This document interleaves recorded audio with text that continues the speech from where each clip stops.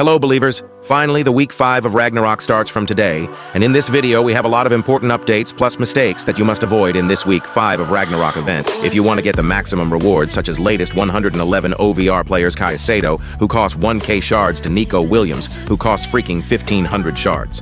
Not only that, we are also going through all these topics. 1. All the updates in week 5 of Ragnarok events you must know. 2. Everything you must do in week 5 of Ragnarok to get 111 OVR players such as Nico Williams. So believers, as always, video will be very much useful, and subscribe plus turn on that bell icon so that you will never miss any useful contents like this. Now, let's move to point number 1. All the updates in week 5 of Ragnarok events you must know. Firstly, EA has brought a lot of offers in the game. If you come to TH featured section, then you can see the new offer called League 1 MC Donald's Countdown. It's going to run for 14 days, and the design looks really cool.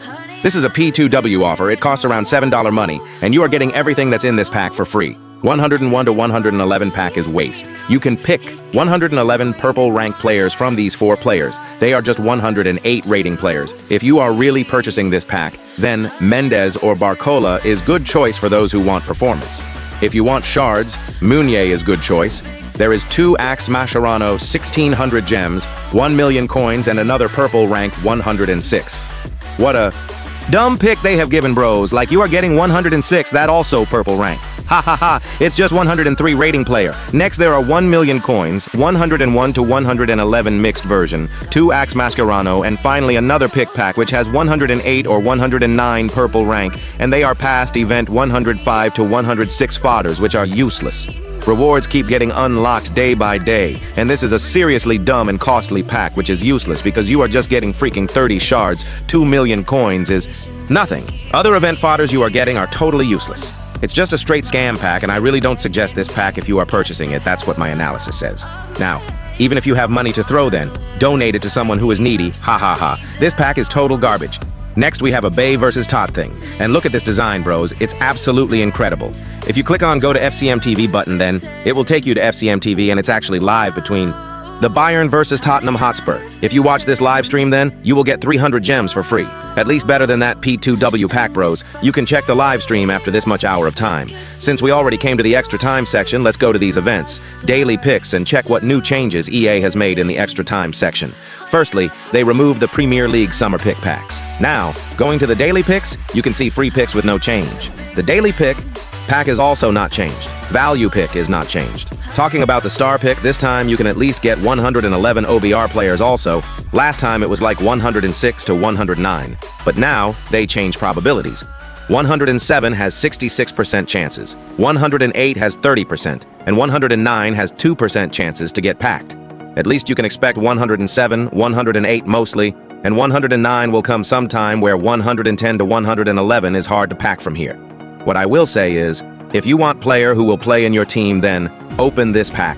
Otherwise, if your intention is to collect shards from here, then you can see this pack gives mixed players, so I think better avoid it and don't open this pick pack expecting 110 to 111 as it's ultra rare.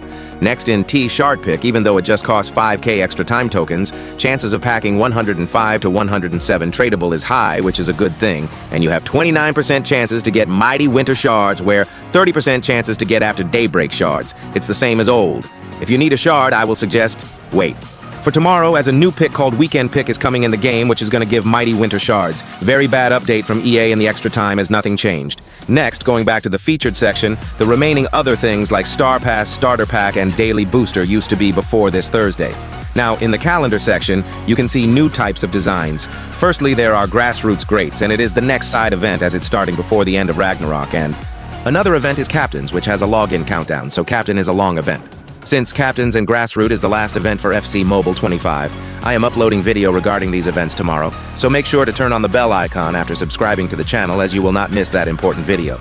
Going to the Football Center section, finally, EA listened to me and they have increased OVR. This time the season highlights section is changed to Legend Continues, and players are with 102, 103 rating. So guys, play a match, get 102 to 103, and exchange them for extra time. 04 tokens, you can get 500 tokens. This is a good job from EA, however, one thing I don't understand is they removed the End of an Era section without notice because End of an Era was having something like 9 days more expiry date. Even though that section was useless, I think they should not have removed it. Anyway, one more thing in the football center section is missing, and it is La Liga Challenge. Going to the challenge mode, icon making and Road to Hero didn't expire, and I haven't got time to play it yet, which is ridiculous. Anyway, they added another Road to Hero Barzagli, which gives Mascherano 3K gems and 108 red versions of Barzagli cards. He is the new hero's version of a card in the game. In the scouting camp, they didn't include the latest players, which is another big L because now it's hard to test players. EA is really inconsistent. They should at least update things properly. This is really bad. Overall, in the store section, you can see Ragnarok 100 Pack E, which costs 2,000 FC points. This is one more scam pack. For 60 shards, they are literally taking around $20 money and just giving Forking 60 shards in return. That's a good joke, and remaining fodders are useless. There is also a Mighty Winter collection, an After Daybreak collection, which consists of 110 to 115 red ranks, which means it contains 106 to 111 OVR players, and it's costing 600 FC points. 106 has 50% chances. Now come to 3K Gems Pack and see. 105 has 50% chances. 106 has 25% chances. This pack costs just 200 FC points. If you open it 3 times, 30 shards is guaranteed with 600 FC points. Now, you are wasting direct 600 FC points and getting 106, and 106 also gives Forking 10 shards. Here you will waste 1,800 FC points to get 30 shards. It's common sense that you will get the worst player and you will not use pre-ranked players, which you get from these 2 packs, so it's better to avoid such scam packs, which are wasting much of your money. Similar for this limited bundle Pro E-Pack. What to say, bros? EA is seriously playing very big game with you guys in the store section. I will talk about those packs later in another video. I will not say scam since it's their game and what kind of pack they bring is upon them, but honestly, the logic and cost they have put in. Each pack. You guys are getting fooled. Plus, this game is totally pack-based. That's for sure. You will not get many creators who will talk about these packs, which are logic-less. Anyway, that's all for the latest updates that's done except in the event section. I will rate this event extra or outer section update just 1 out of 5, as there is nothing good to rate except that football center section update. Now, to discuss what updates are done in the event section, let's move to point number 2. Everything you must do in Week 5 of Ragnarok to get 111 OVR players such as Nico Williams. When it comes to changes, you all guys know well that EA will hardly satisfy you, but when it comes to new players in the game, they definitely satisfy you mostly. Anyway, 14 days are remaining for this event, and Week 5 starts from today. Like last week in the info chapter, the weekly quest is new. Main 2 chapter has Muspelheim section unlocked, which gives 20 shards, and everything is same, so I am definitely not yapping. In the rewards 2 chapter, nothing changed. And finally, moving to gallery chapters, in the Week 5, new players are launched. So, let's discuss what plans should you take to get those players. Plus, let's discuss some new good players who have arrived this week. So, this week, EA has released 4 AX 111 110 OVR players. They launched 5 AX 109 and 4 AX 108 players. Firstly, talking about the 108 rating players, all of 108 cost 200 shards, which is definitely very cheap in price. Firstly, we have Nipon, who looks good, Cam and Worthy as per 200 shards. Next, we have Baleba, who is CDM, and he is also decent CDM, most probably will give mid-performance. Next, we have LM Molero, not suggesting him. Finally, we have Hall in 108 and Bros. I am not preferring him due to having less physical and height. Going to 109 OVR players, we have Mandzukic 109 ST, which I packed today in my account, but just 3-star weak foot and 3-star skill moves, that's really bad. And the main thing is, 450 shards is very high for him. Next we have Collar 109, who also costs 450 shards, and his situation is also the same. 3-star skill moves and weak foot. Next we have Bellingham, which is a little cheaper. Bellingham cards are good, but this is brother of Jude Bellingham. He is Joe Bellingham, and I am not recommending him. Next, we have the winger, who also costs 300 shards. Being CB, 130 defending and 106 pace is decent and good, worthy for 300 shards. Next, we have Nwaneri, who costs 300 shards. Extremely speedy, however he lacks on 4-star skill moves, so not recommended. That's all for all the 109, and literally all of them are useless. Next, we have 110 OVR players. Firstly, we have Bierhoff, who is new in the game, so let's see how his stats looks like. Alright, he also has 3-star skill moves, and he is slow, so literally in 800 shards, I am definitely not recommending. Next, we have Javardiol, who costs 650 shards. This is cheaper, and his pass cards used to be left back, but this time he is CB. 110 pace, decent height, and decent defending. He has power header traits. Overall, as per 650 shards, this card is worthy. Next, we have Guler, who is also very expensive in price. Literally 800 price for Cam is too much, and looking at the stats of Guler, 121 pace. Short on height, good dribbling, shooting and passing, has 4-star skill moves and traits.